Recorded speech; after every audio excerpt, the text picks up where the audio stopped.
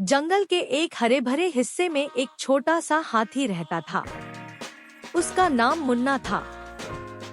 मुन्ना का दिल बहुत बड़ा था, लेकिन उसका शरीर छोटा और कमजोर था। जंगल के बाकी हाथी और जानवर अक्सर उसका मजाक उड़ाते थे, क्योंकि वह उनकी तरह बड़ा और ताकतवर नहीं था। मुन्ना को अपने आप पर विश्वास नहीं था, लेकिन वह जानता था कि उसकी मेहनत और सच्चाई एक दिन उसे उसकी मंजिल तक पहुंचाएगी। मुन्ना के पास एक सपना था। वह एक दिन जंगल का सबसे मजबूत और बहादुर हाथी बनेगा। उसकी इच्छा थी कि वह जंगल में होने वाले खेलों और प्रतियोगिताओं में हिस्सा ले सके और जीतने के बाद अपनी मेहनत का फल पाए। लेकिन उसके सामने बड़ी मुश्किल थी। उसका शरीर ताकतवर नहीं था और वह खुद को कमजोर महसूस करता था। एक दिन जंगल में एक बड़ा खेल होने वाला था। यह खेल हर साल होता था और इसमें जंगल के सबसे मजबूत और बहादुर जानवर भाग लेते थे। मुन्ना ने भी ठान लिया कि वह इस बार खेल में भाग लेगा और अपनी ताकत का परिचय देगा। लेकिन उसे यह भी समझ में आ गया था कि उसे अपनी शारीरिक कमजोरी पर काम करना होगा। मुन्ना ने तय किया कि वह अब मेहनत करेगा और अपनी कमजोरी को दूर करेगा। मुन्ना ने अपनी दिनचर्या में बदलाव लाना शुरू किया। वह रोज सुबह जल्दी उठकर दौड़ता, पेड़ों के तनों को खींचता और भारी चट्टानों के नीचे से गुजरने की कोशिश करता। शुरू में उसे बहुत कठिनाई हुई, लेकिन उसने हार नहीं मानी। उसका मन कहता था, अगर मैं अब मेहनत नहीं करूँगा, तो कभी भी अपनी मंजिल तक नहीं पहुँच पाऊंगा। कुछ दिन बाद मुन्ना का शरीर थोड़ा मजबूत होने लगा। अब वह और भी तेजी से दौड़ने लगा और अपनी ताकत का एहसास करने लगा।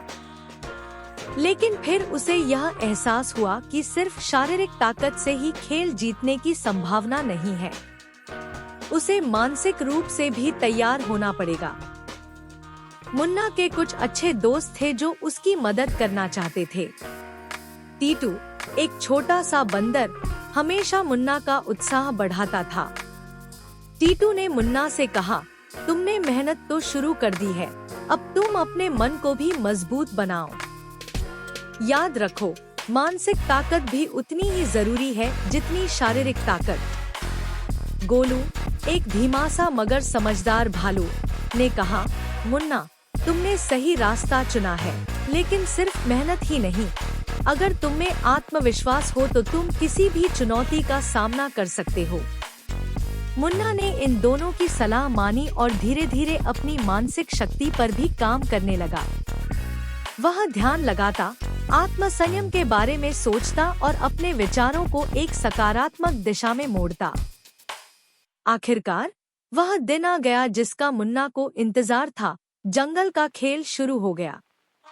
इस खेल में जंगल के सभी शक्तिशाली जानवर भाग लेते थे।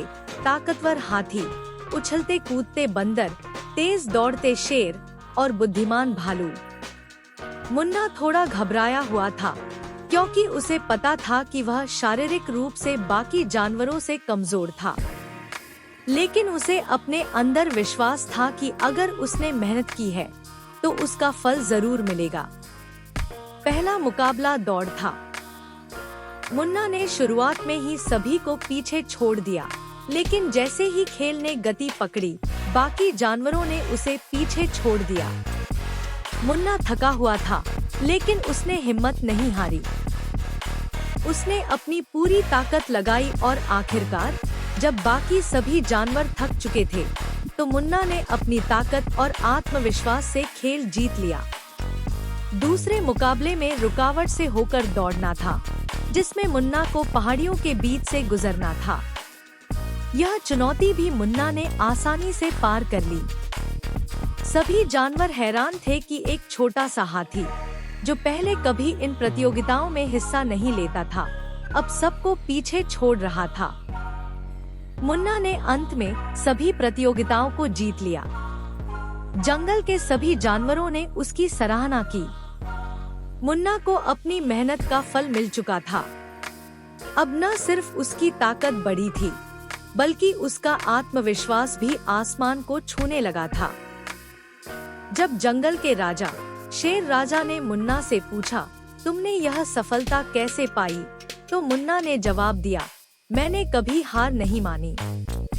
मैंने मेहनत की, खुद पर विश्वास रखा और कभी किसी चुनौती से भागा नहीं। शेर राजा मुस्कुराए और बोले, तुमने सही कहा। सफलता मेहनत और विश्वास से ही मिलती है।